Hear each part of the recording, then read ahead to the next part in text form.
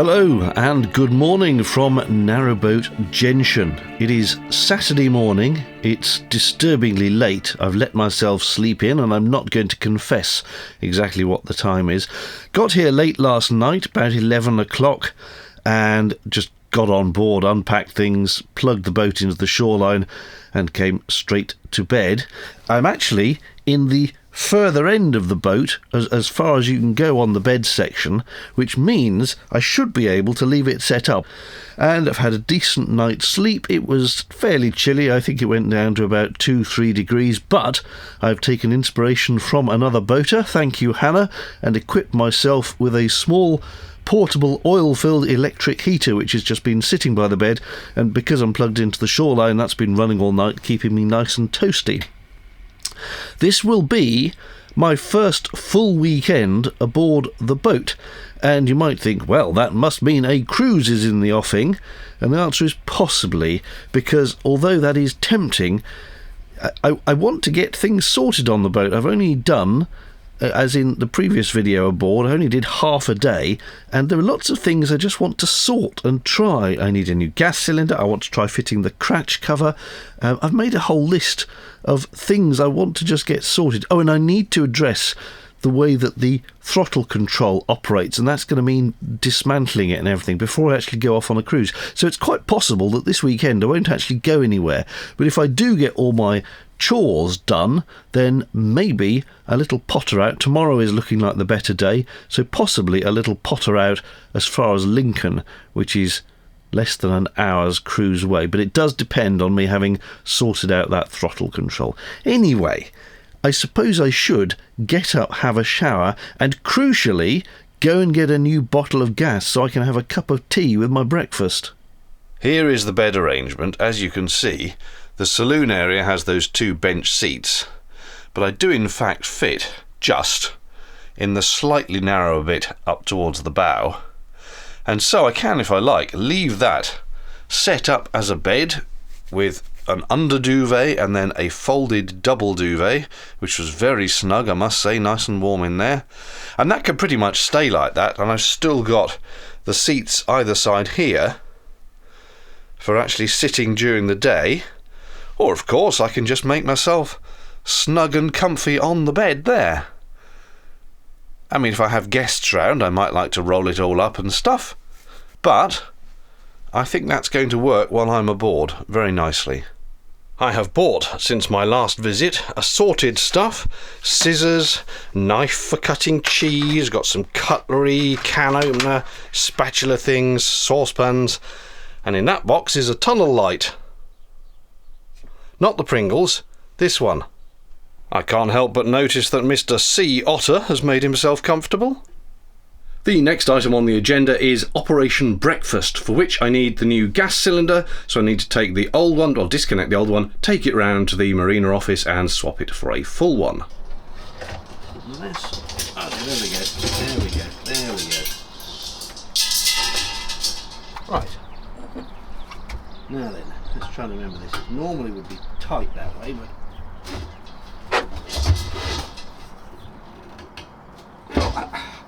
Ow, ow, ow!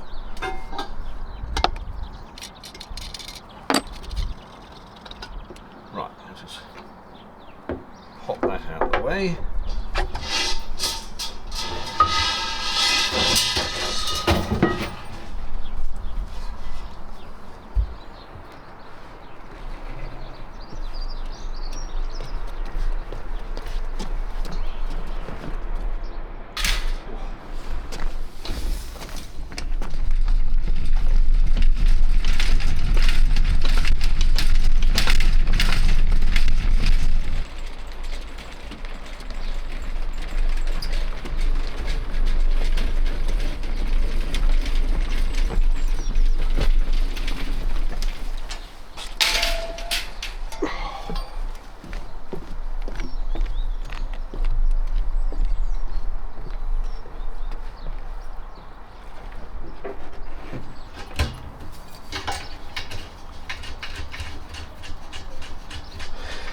Gas cylinders are weird in that they're righty-loosey, lefty-tighty. The wrong way around. Right, that's hand tight now then. Oh. I will go and get my gas sniffer on that as well, I think.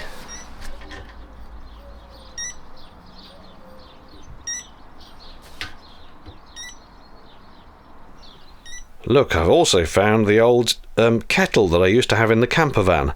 So that has now been repurposed for here. I have paused for a moment to watch a little YouTube, have a second cup of tea, and play a little Rummikub on the iPad, a game to which I am now addicted. Although the computer does often beat me, which is frustrating. I beat the computer at Rummikub and I'm feeling pleased with myself. However, I need to get on with the stuff that I'm actually here for, starting with the lights. These are, I am certain, not LED lights. If you look in there, which it's a little bit hard to do because it's obscured glass, but that looks to me like a little tiny G9 or similar halogen bulb. And that's going to use a lot of battery power, so I want to swap these to LED. The trouble is, how the dickens do I actually get in there? You must be able to get in these because, being conventional light bulbs, they will eventually blow and need replacing. But for the life of me, I don't know how you do it. This brass or brass effect surround doesn't have any little gaps in it where you could get a screwdriver in to pry it off. It doesn't want to twist or unscrew or anything. The little bit of glass, that's loose. I can feel that going round. But again, it's not unscrewing out of there to get the light bulb out. So, if anyone with these type of light fittings could explain to me, please, how the dickens you get them out. I mean, I don't want to start attacking it with a screwdriver and putting dents in the woodwork and things like that. And it must be simple, because there must be a mechanism to take it out to replace the bulb. But how? There's nothing to grab hold of. You can't... How? I need to know, please, help. One thing I want to do is measure up for solar. And there is a little bit of space at the front there, I think. This is only a weekend and short break holiday boat. It does not need vast quantities of solar and huge lithium battery banks or anything like that. It just needs enough to get by for a couple of days. So if I move the boat pole back a bit, which it definitely has space for, and it won't, I don't think, get in the way of the sliding hatch at the back, there is space at the front here where I could put a panel.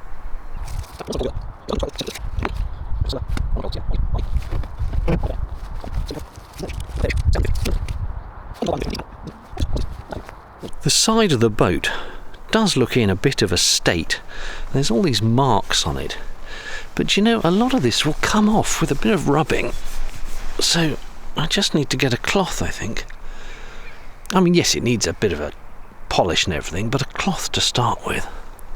And one of the other things to scrutinise is the state of all the rope. I know, lines, but rope and fenders and things. I mean, it's been squished, but that's doing perfectly good service. There's nothing wrong with that bit of rope. What about the actual lines off the bow? I think that's serviceable. I can't see any huge fraying. I mean, it's got mould and, grime on it, but I think that's okay at the bow. And again, this stern line, it's obviously been in the water a few times. It's collected a bit of green algae. But, oh no, that's not good. Right. I wonder how close to the end is that? That's definitely not good. I'll have to see whether that can be chopped off or whether I need a whole new bit. A bit of unravelling, and it turns out that frayed bit is actually very near the end. So I could just snip it here and start again. And as for the centre line, much of it is okay, but when we get back towards the bit where it's actually holding on to the boat. I mean, it would hold, I think. It looks bad, it looks a bit frayed. It's not great though, is it? I might just go and see what rope costs. And if it's not too horrendous, get a new centre line. When I did the tour video, a handful of people said, do you need a cratch cover, or why don't you have a cratch cover? I do. It did actually come with one, but it was in one of the lockers underneath the seats, so let's have a go at fitting it, see if it's in good condition. I should point out I have no idea how this goes on.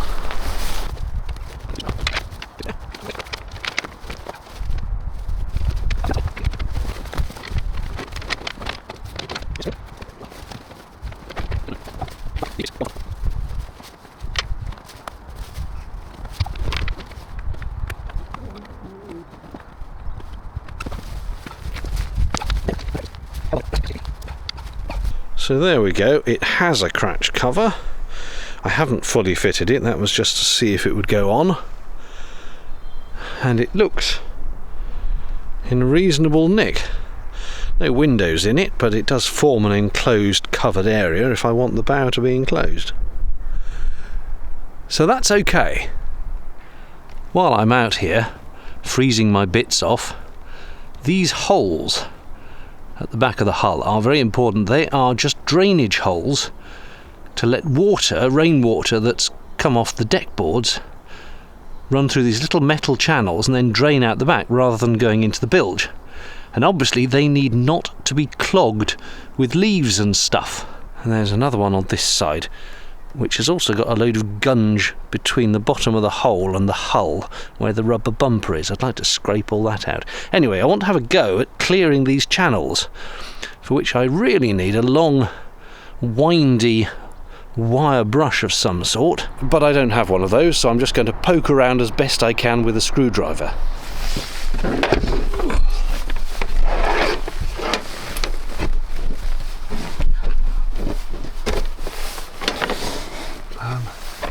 Right. No, better idea. I'll just hose a jet of water down it.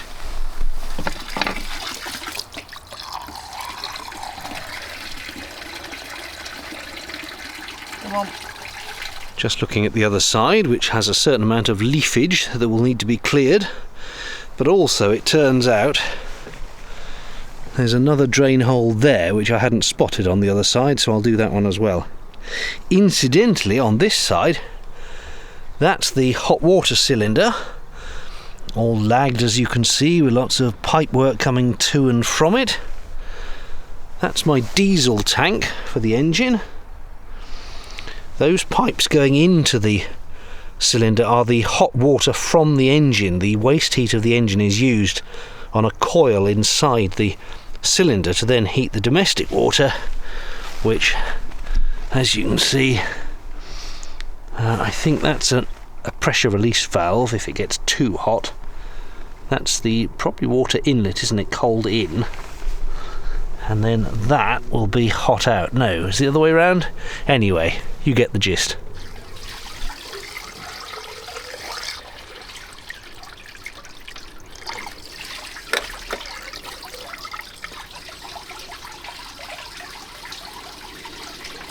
Okay.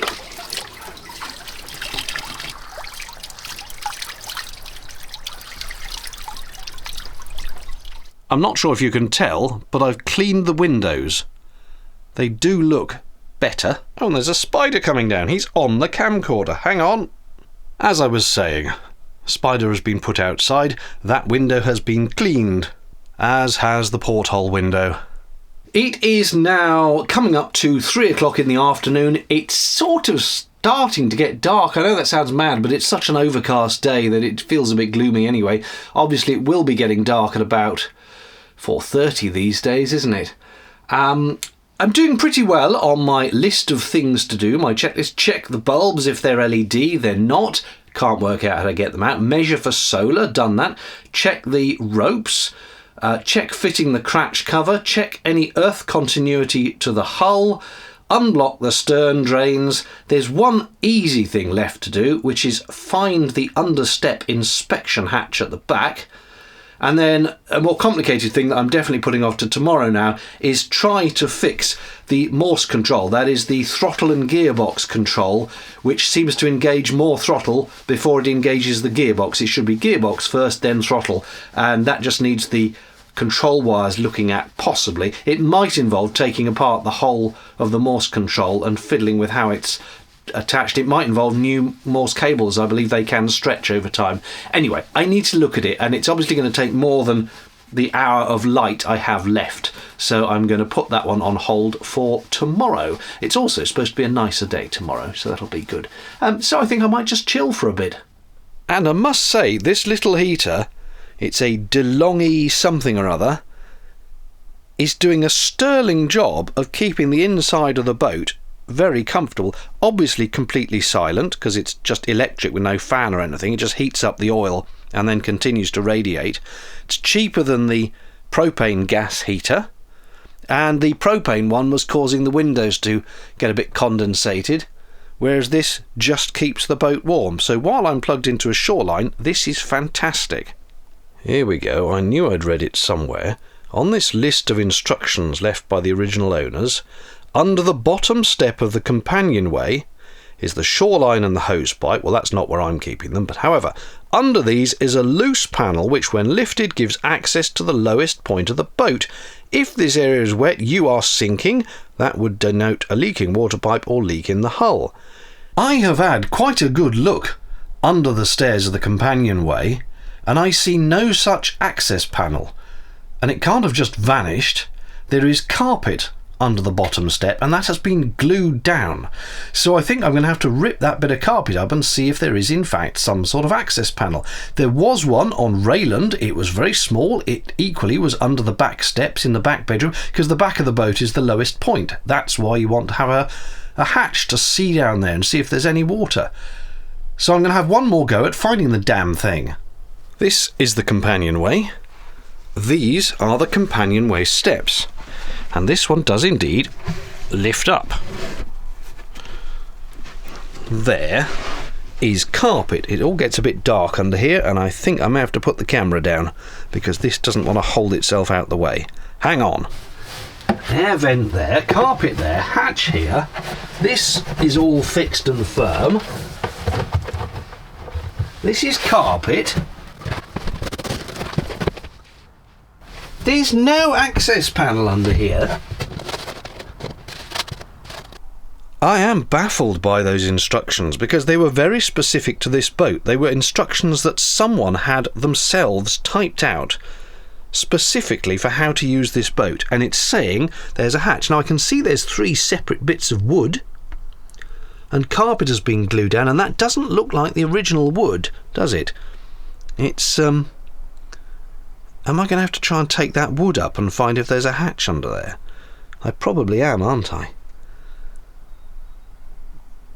If any other sea otter owners are watching this and can tell me if they have a hatch down there, I'd be very interested to know.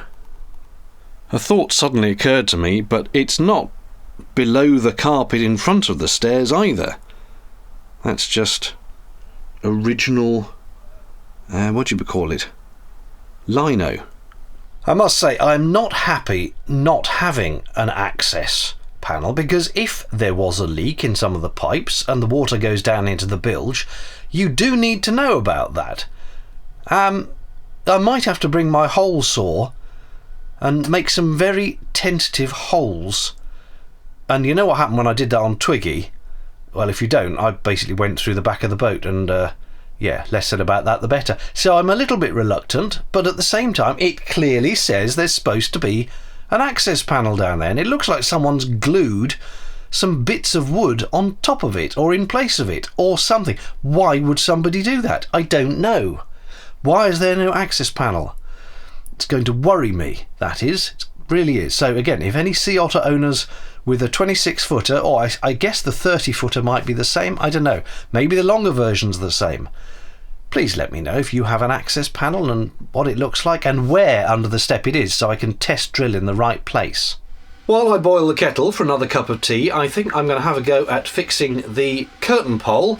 Both the screws at that end are not holding into the wood at all, so I'm going to try the recovery method using a little bit of cocktail stick to fill in the space.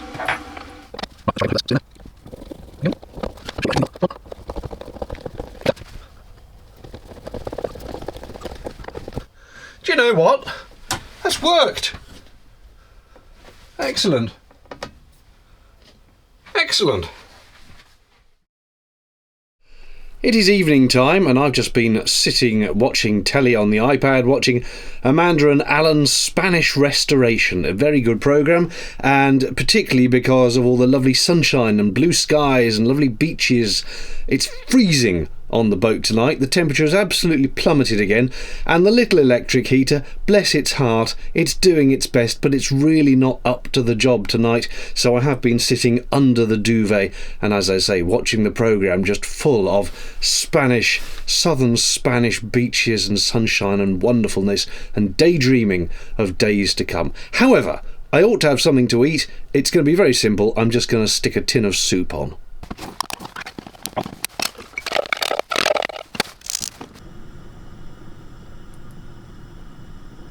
The trouble with these sea otter boats, if I may voice a criticism, is that they only used polystyrene for the insulation, and it's really not very good.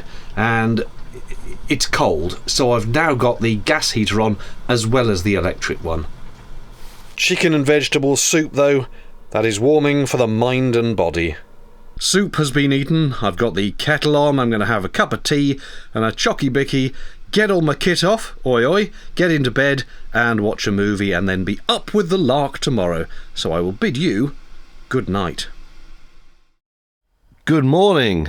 I have switched the bed round because the light switches for this end of the boat are right here, so that makes things easier at night.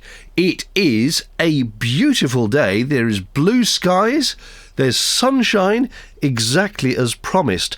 I'm not quite up with the lark as hoped, but nonetheless, let's bound out of bed and see what the day holds.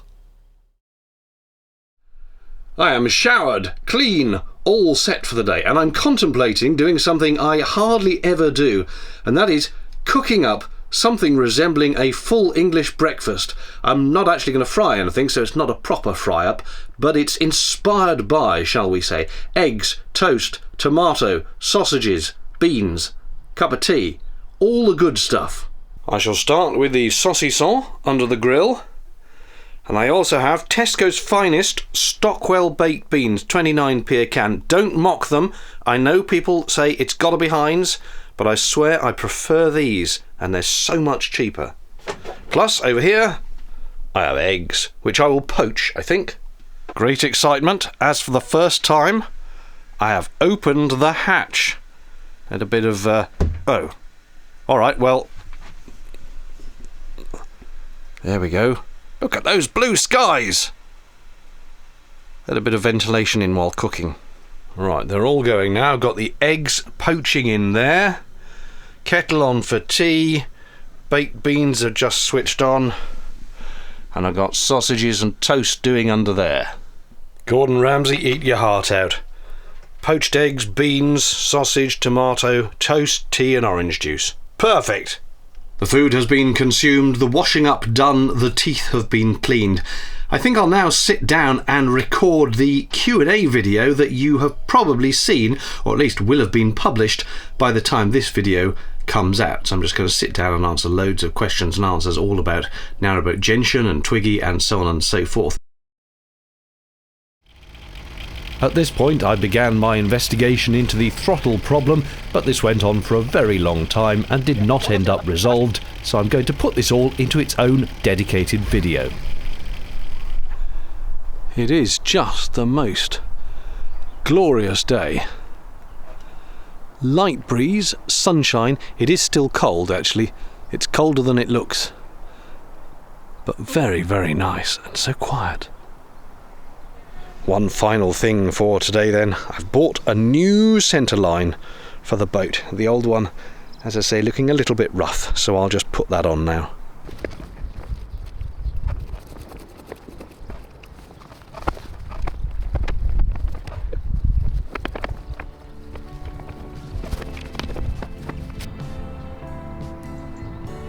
I think it's time to pack up for the day, and then me and Mr. Sea Otter will be pottering off home. So, thanks very much for watching. Cheerio!